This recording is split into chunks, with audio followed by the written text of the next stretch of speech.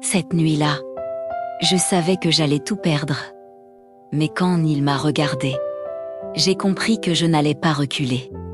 On croit toujours que ça n'arrive qu'aux autres.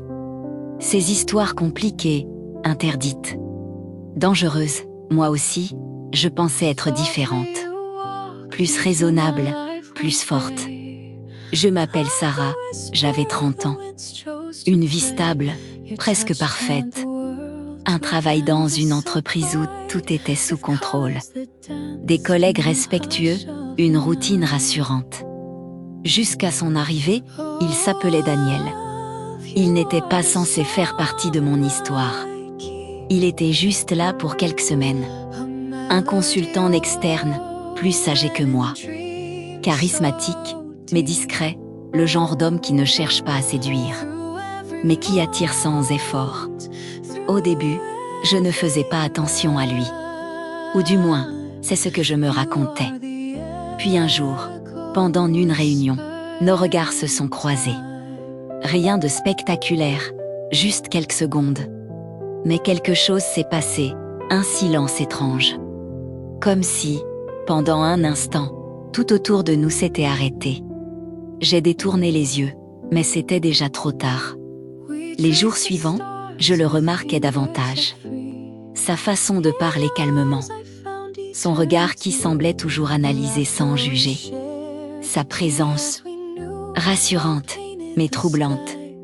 Nous avons commencé à échanger, d'abord pour le travail. Puis pour des choses plus simples. Des conversations qui duraient un peu trop longtemps. Des silences un peu trop lourds. Je savais que je devais garder mes distances. Parce qu'il y avait un détail important, Daniel n'était pas libre. Et moi non plus. C'est ça, la vérité. Personne n'était innocent dans cette histoire. Mais l'amour ou le désir ne demande jamais la permission.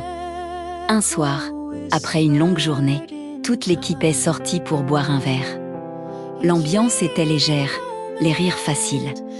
La musique douce, je me souviens exactement du moment où tout a basculé. Je me suis retrouvée seule à côté de lui. « Tu as l'air fatigué », m'a-t-il dit. Sa voix était douce, trop douce. « Un peu », ai-je répondu. Il m'a regardée, pas comme un collègue. Pas comme un ami, comme un homme qui voit quelque chose que les autres ignorent. Mon cœur a accéléré, je savais que je devais m'éloigner. Mais je suis restée. Plus tard dans la soirée, la pluie a commencé à tomber, forte. Soudaine, les autres sont partis petit à petit. Et sans vraiment savoir comment. Nous nous sommes retrouvés seuls. Sous un abri, dans le silence de la nuit. Il y avait cette tension entre nous, presque visible. « On ne devrait pas être là », a-t-il murmuré. Je le savais, mais mes pieds refusaient de bouger. « Alors pourquoi on reste ?» ai-je demandé, il n'a pas répondu. Il s'est juste approché, lentement. Comme si chaque pas était une décision. Comme s'il me laissait encore le temps de dire non. Je ne l'ai pas fait. Quand il a posé sa main sur moi, ce n'était pas brusque. C'était doux, hésitant. Sa main caressait tendrement ma poitrine. Pas avec urgence, pas avec violence. Et avec une délicatesse qui m'a bouleversée. Comme s'il avait peur de briser quelque chose. À cet instant, tout ce que j'avais construit, mes principes, mes limites s'est effondré. Je n'étais plus raisonnable. J'étais juste, humaine. « Sarah », a-t-il murmuré. Mais il n'a pas terminé sa phrase. Parce que moi non plus, je ne voulais pas entendre la suite. Cette nuit-là, nous avons franchi la limite. Pas dans la précipitation, mais dans une évidence silencieuse. Comme si tout avait mené à ce moment. Les jours suivants ont été les plus étranges de ma vie. Nous faisions comme si rien ne s'était passé.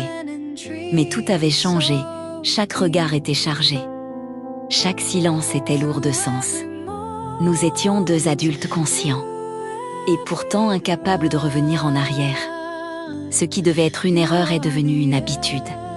Un besoin, un secret. Mais les histoires interdites ont une règle simple. Elles ne durent jamais. Un matin, il m'a regardé différemment. Pas avec désir, avec tristesse.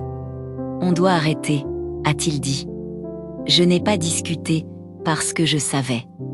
On savait tous les deux.